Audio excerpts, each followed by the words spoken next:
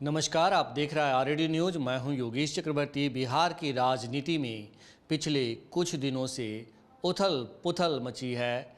एक तरफ 23 जून को बिहार के मुख्यमंत्री नीतीश कुमार विपक्षी एकता के लिए विपक्षी दलों की बैठक करने जा रहे हैं, तो दूसरी तरफ उनके साथ लंबे वक्त से रहे जीतन राम मांझी जो है एनडीए का दामन थाम चुके हैं।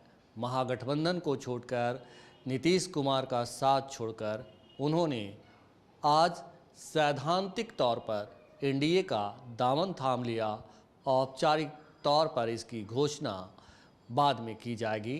देखिए, सारी बिंदुओं पर चर्चा हुई है और देश की राजनीति हो चाहे स्टेट की हो, और किन मुद्दों पर हम साथ में रहेंगे, उन सब बिंदुवार चर्चा होने के बाद हम लोग ने औपचारिक रूप से यह सहमति जताई सैद्धांतिक रूप से कि हम लोग आज से एनडीए के साथ रहेंगे और आगे की रणनीति फिर हम लोग साथ मिलकर तय करेंगे। क्या होगा, कौन कितने सीटों पर हम लड़ेंगे, ये बात की बात है। लेकिन आज के बारे में हम लोग बात जो निकल कर आई आपसी सहमति से, सैद्धांतिक तौर पर हम लोग एनडीए के पार्ट। मतलब एक बात बिल्कुल साफ हुई जो कहा जा रहा था कि महागठबंधन से अलग होने के बाद आप लोग किधर जाएंगे। कभी बीच में आप हमसे बातचीत करते हुए आपने कहा थर्ड फ्रंट का भी विकल्प हो सकता है, बीजेपी के साथ भी जा सकते हैं। तो तमाम अटकलों पर विराम लग गया है। आप लोग बीजेपी के साथ ही लोकसभा का चुनाव लड़ेंगे? जी, निश्चित तौर पर हम लोग बिहार में भारतीय जनता पार्टी के साथ ही लोकसभा का चुनाव लड़ेंगे। और हमने आपको बताया था कि 2-3 दिनों में आपको हम बताएंगे। हम लोग सारे विकल्पों पर चर्चा कर रहे थे, लेकिन आज माननीय गृह मंत्री जी से मिलने के बाद हम लोग की सहमति बनी कि हम लोग एनडीए के साथ हैं।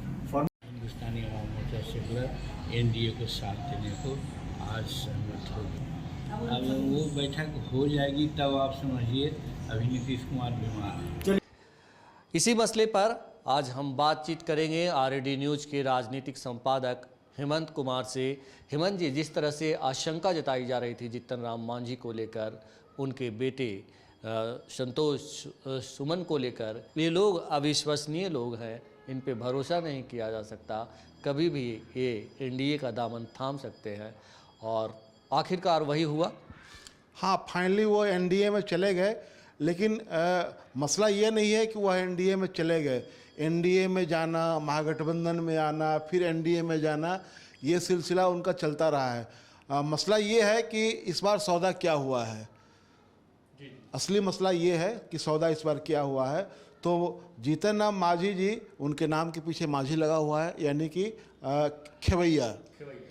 तो मैं समझता हूँ कि जीतन राम मांझी जी एक ऐसे नाविक हैं, एक ऐसे खेवैया हैं जिनकी नाव किस किनारे लग जाएगी इसका कोई ठिकाना नहीं है, इसकी कोई गारंटी नहीं कर सकता है। तो अभी वो कुछ दिनों पहले तक वो महागठबंधन में थे, उनके पुत्र यहाँ महागठबंधन में मंत्री थे। उसके बाद वो मंत्री पद से उन्होंने इस्तीफा दिया, उनके पुत्र ने। अब उसके बाद उन्होंने सरकार से समर्थन वापसी का पत्र सौंपा राज्यपाल को। दिल्ली गए, दिल्ली में बैठे जमे हुए थे वहाँ पर, और आज फाइनली अमित शाह से उनकी मुलाकात हुई और तय हो गया कि वो अब एनडीए का पार्ट होंगे। इसकी औपचारिक घोषणा बाद में होगी। लेकिन हम ये आज चर्चा इस करना चाहेंगे कि आखिरकार जो मांझी जी का जो सफ़रनामा है, राजनीतिक सफ़रनामा, वो कैसे कैसे कहाँ तक पहुँचा है, कैसे शुरू हुआ, कहाँ तक पहुँचा है। हमारे दर्शकों को हम इसको याद दिलाना चाहते हैं। बहुत सारे लोगों को हो सकता है मालूम होगा, लेकिन हम उन यादों को ताज़ा कराना चाहते हैं। तो सबसे पहले जो इनका बैकग्राउंड है, मांझी जी सरकारी सेवा में थे और ये 1980 में सरकारी सेवा छोड़ करके कांग्रेस के टिकट पर ये पहली बार विधायक बने थे, और कांग्रेस के टिकट पर 1980 और 1985 में विधायक रहे ये। और बाद में जब ये केंद्र में बीपी सिंह की सरकार बनी, जनता दल बना, तो ये फिर इधर जनता दल में शामिल हो गए और जनता दल में रहे। उसके बाद ये जब आरजेडी बना, जनता दल विभाजित होकर के, तो कुछ दिनों तक ये आरजेडी में भी रहे।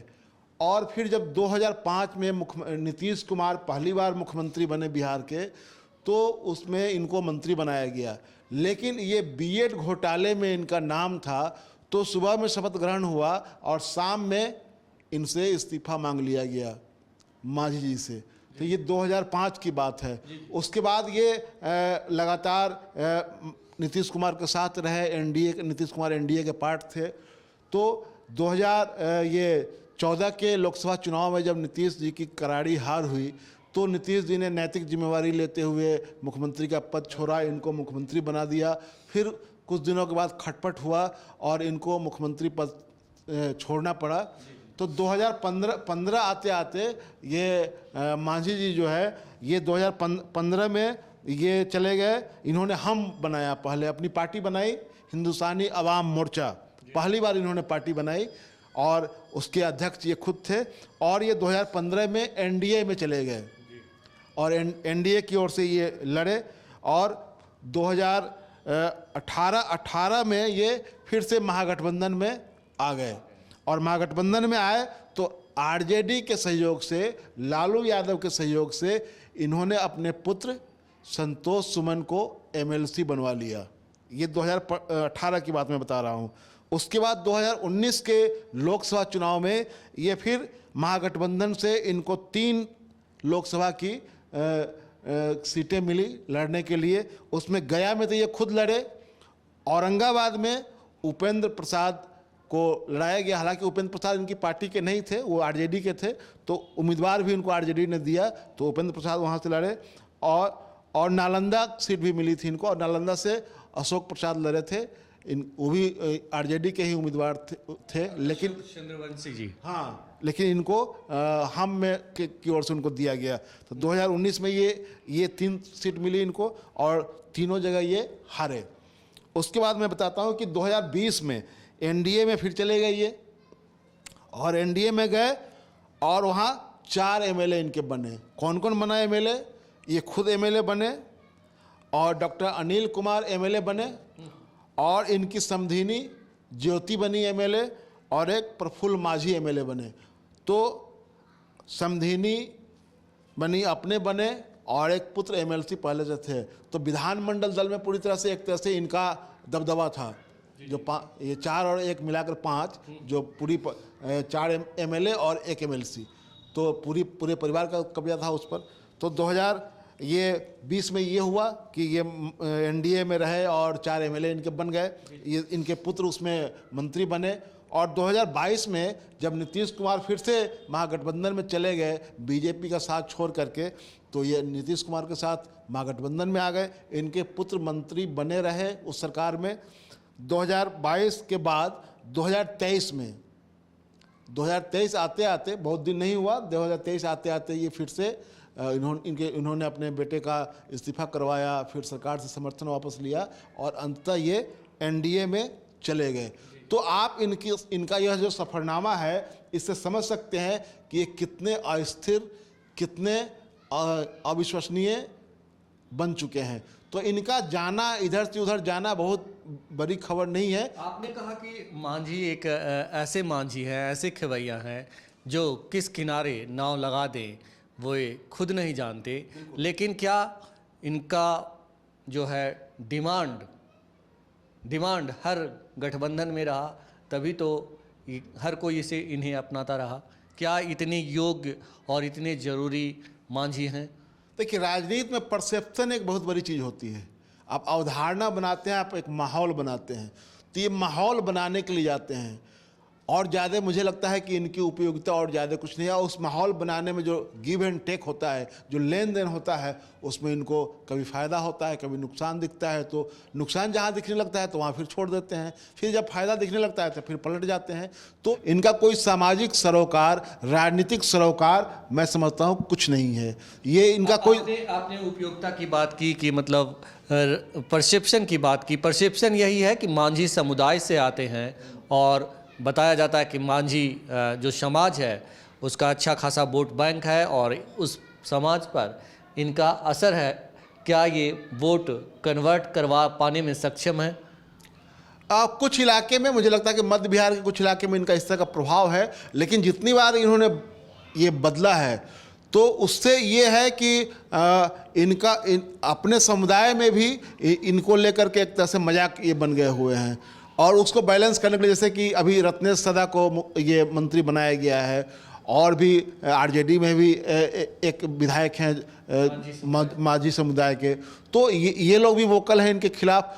तो कुल मिलाकर के ये है कि देखिए, होता ये है कि जब आप जिस गठबंधन में चले जाएंगे उसके पक्ष में माहौल आप बनाएंगे अपनी बिरादरी के बीच में, और एटलीस्ट कम से कम ये होगा कि वो बहुत विरोध में तो नहीं रहेगी आपकी बिरादरी, आपके नाम पर पक्ष में चली जाएगी। तो ये परसेप्शन बनाने के लिए इनका इस्तेमाल किया जाता है, और ऐसे ही लोगों से ये घिरे भी रहते हैं। राजनीतिक निर्णय, तमाम तरह के जो निर्णय होते हैं, वो निर्णय लेने वाले इनके साथ इनके समुदाय के लोग नहीं हैं।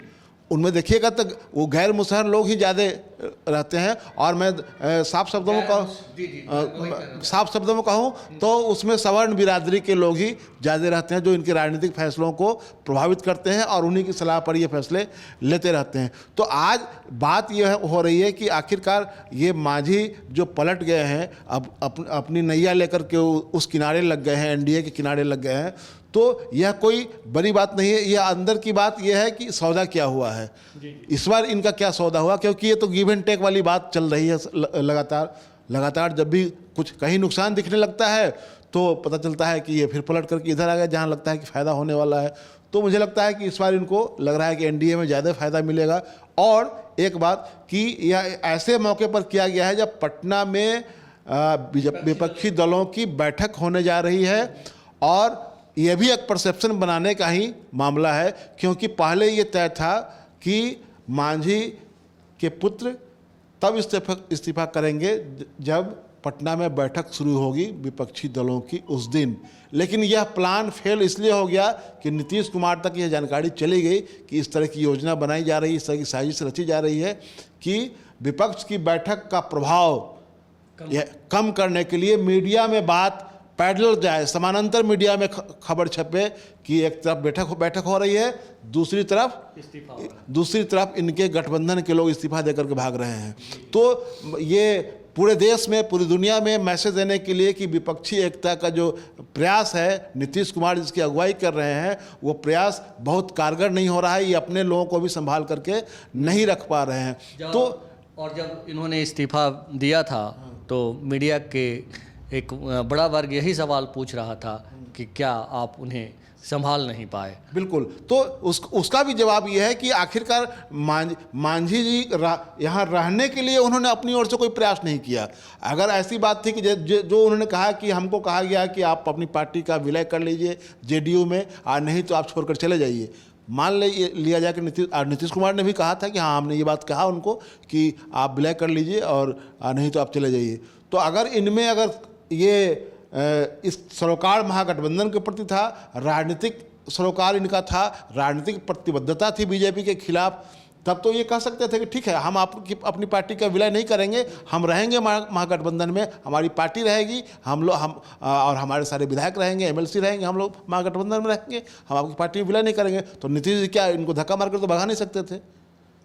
जो मांझी जी की स्थिति है, उस स्थिति में क्या वे अपनी सीट बचा पाएंगे? और जहां तक लोकसभा चुनाव में सीट मिलने की बात है, तो जिस तरह से आरजेडी ने इन्हें 3 सीट देकर लड़वाया था, मे बी कि बीजेपी लड़वाए लेकिन कैंडिडेट तो उनका होगा। हाँ, नहीं, वो तो प्रयोग बीजेपी कर चुकी है मुकेश सहनी के साथ, कि मुकेश सहनी की पूरी, वो कहते हैं ना गांव में कहावत है, खोप सहित कबूतराय नमः, तो वो उनका खोप सहित लेकर के बीजेपी चली गई, उनके पास कुछ नहीं बचा मुकेश सहनी के लिए। तो लेकिन मुकेश सहनी फिर उधर चले गए। तो इन दोनों, ये मांझी के बहाने हम लोग मुकेश सहनी की भी चर्चा कर लें कि मुकेश सहनी का पूरा राजनीतिक परिवार उजर गया, फिर भी वो उधर चले गए, फिर भी आज वो उधर ही नजर आ रहे हैं। 22 श्रेणी की सुरक्षा मिल गई है, सुरक्षा भी मिली हुई है उनको। अब आगे क्या होगा ये देखने वाली बात होगी, लेकिन ये फिलहाल तो ये लग रहा है कि उनका पूरा राजनीतिक परिवार उजर गया, फिर भी वो बीजेपी के साथ हैं, उसकी सुरक्षा, उसके द्वारा प्रदत्त सुरक्षा के तहत वो चल रहे हैं। हेमंत जी, यहाँ पे जनता को ये समझने की ज़रूरत है कि ये जो नेता हैं मुकेश सहनी, चिराग पासवान और जीतन राम मांझी, इस टाइप के जो नेता हैं, ये रंगे हुए भेड़िए हैं।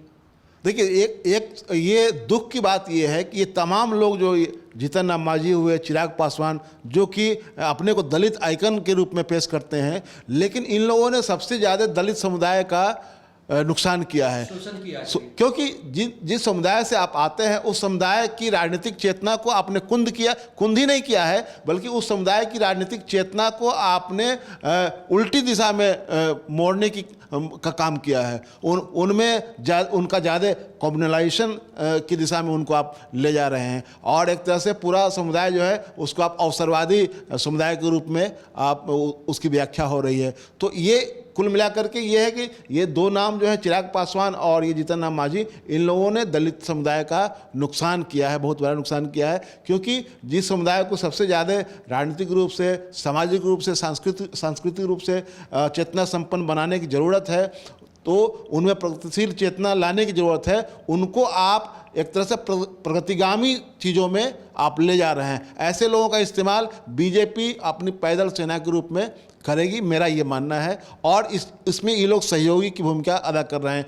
विधानसभा चुनाव में आपने देखा कि चिराग पासवान की क्या भूमिका थी। चिराग पासवान ने उधार लेकर बीजेपी से उम्मीदवार खड़े किए, और उस समय ये बात कही जा रही थी, लेकिन मीडिया के एक बड़े हिस्से ने इसको दबा कर रखा, और तमाम लोग जो उधार लिए गए थे धीरे धीरे सब लोग बीजेपी में चले गए। उसमें बड़े बड़े नाम थे जो एक समय में मुख्यमंत्री के राजेंद्र सिंह जैसे लोग, जो संघ की पृष्ठभूमि से आने वाले संगठक थे, और उनका कहा जा रहा था कि वो भावी मुख्यमंत्री हैं, वो भी इनकी चिराग की पार्टी से उम्मीदवार हुए। उनको भी लड़ाया गया, सबको पार्टी से 6 साल के लिए निष्कासित भी किया गया, दिखाने के लिए कि ये लोग बागी हैं। और थोड़े ही दिनों के बाद, 6 महीना भी नहीं हुआ, मुझे लगता है कि 2-3 महीने के भीतर ये सारे लोग वापस चले गए। तो कैसे इस्तेमाल हो रहा है चिराग पासवान का, जीतन राम मांझी का, मुकेश सहनी जैसे लोगों का, ये समझ लीजिए 2 दलित और एक अति पिछड़ी समुदाय से आने वाले, ये इनका इस्तेमाल कैसे हो रहा है ये आप समझ सकते हैं। इसका यही निहितार्थ है, और यही समझने की ज़रूरत है। यही समझने की ज़रूरत है, और ख़ास करके जो दलित पिछड़ा समुदाय है और जो जनता है, उसको समझने की ज़रूरत है कि ये रंगे भेड़िए हैं, और ये कब अपना रंग बदल लेंगे कोई नहीं जानता। ये बस अपने और अपने परिवार के स्वार्थ की राजनीति करते हैं। इनका कोई विचारधारा नहीं है और ना ही कोई मकसद है। बस अगर कुछ है तो खुद का निजी स्वार्थ। बिल्कुल, ये बीजेपी के राजनीतिक एजेंडे के तहत ये काम करते हैं। उसी के तहत ही कभी इधर आते हैं, फिर लौट करके वहाँ चले जाते हैं। और एक बात और हेमंत जी ने कहा कि जो बीजेपी है वो इनका इस्तेमाल किस लिए करती है, इनके समुदाय का इस्तेमाल किस लिए करती है। पैदल सेना का मतलब है कि आपसे बीजेपी झंडा ढुलवाएगी, आपसे यज्ञ में कलश ढुलवाएगी और हवन करवाएगी, टेंट गड़वाएगी और पर्दा लगवाएगी। तो ये काम जो है करेगी।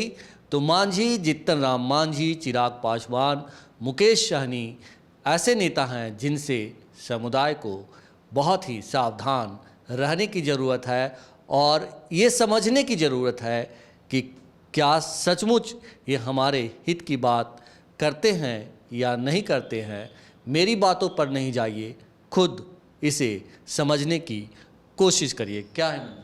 बिल्कुल, आप सही कह रहे हैं कि मैंने कहा कि इन्होंने एक तरह से अपने समुदाय का, अपने निजी स्वार्थ में अपने समुदाय का बहुत ज़्यादा अहित किया है। इन तमाम लोगों ने, वो चाहे चिराग पासवान हो, चाहे जीतन राम मांझी हो, चाहे मुकेश सहनी हो, इन लोगों ने इसी रूप में, इन लोगों की कोई राजनीतिक प्रतिबद्धता नहीं है, कोई सरोकारी राजनीति नहीं है।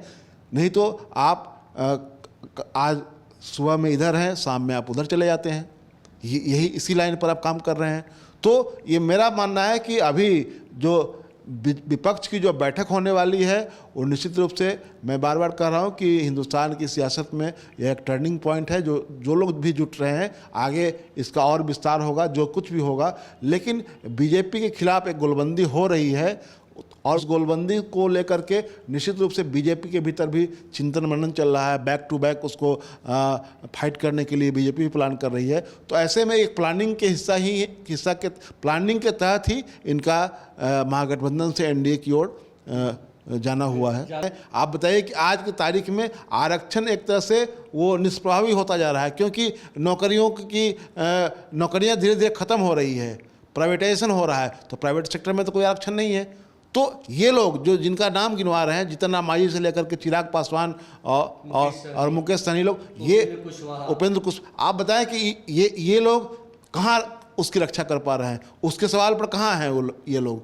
उसके सवाल पर तो चुप हैं। तो इससे नुकसान किसका हो रहा है? जिस समुदाय को आप रिप्रेजेंट कर रहे हैं उसका नुकसान हो रहा है। तो आप एक तरह से आपके अविश्वसनीय हो जाने के कारण आपका समुदाय भी अविश्वसनीय हो जा रहा है और आप अपने समुदाय के लोगों को पैदल सेना के रूप में इस्तेमाल होने देने को बाध्य कर रहे हैं।